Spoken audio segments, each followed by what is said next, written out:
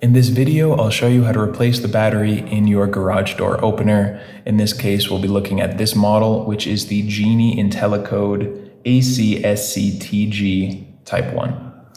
This is really easy to do at home. All you'll need is a Phillips head screwdriver and a replacement battery, which in this case is a CR2032. You'll need just one of those. If you don't have one lying around, feel free to check the first link in the description, which will take you over to Amazon where you can find these for a great price. Getting right into it, flip over the device and just gently pull out the clip.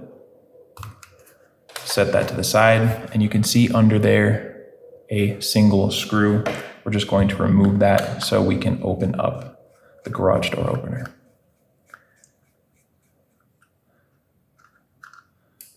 Now that you have that pulled out, you can come over to the bottom of the device and you see there's that opening. You can just insert your Phillips head screwdriver right in there, just a little ways, and gently pry until this comes apart.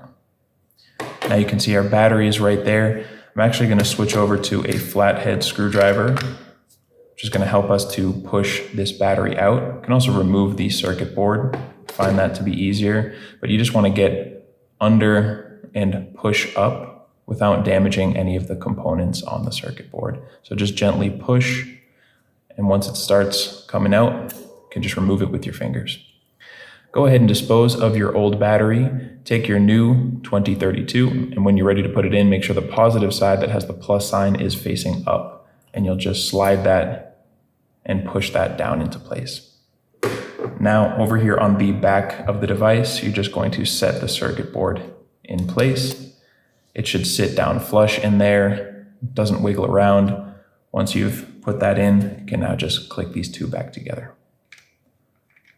Just line it up, snap that back together, and now we just need to put the screw back in there. Switch over to my Phillips head once again,